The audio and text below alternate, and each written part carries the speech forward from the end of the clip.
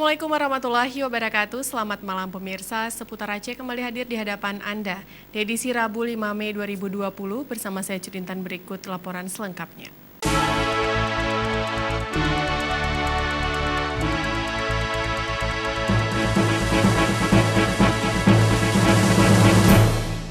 Pemirsa, Satuan Tugas COVID-19 Dewan Perwakilan Rakyat Kabupaten Aceh Besar meninjau posko gugus tugas COVID-19 dan gudang logistik yang akan dibagikan kepada masyarakat Aceh Besar.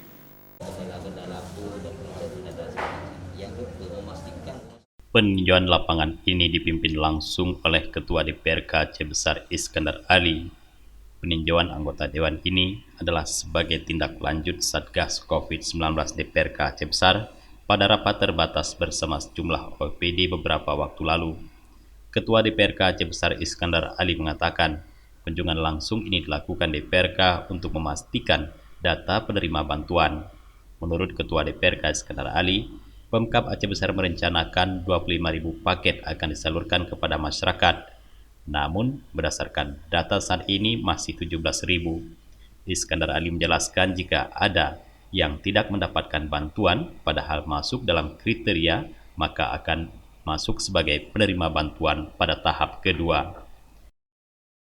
Nah, kita selalu mewanti-wanti dan mengingatkan kepada semua stakeholder, baik itu eksekutif, bahwa ini jangan main-main dengan bantuan ini, karena ini amanah.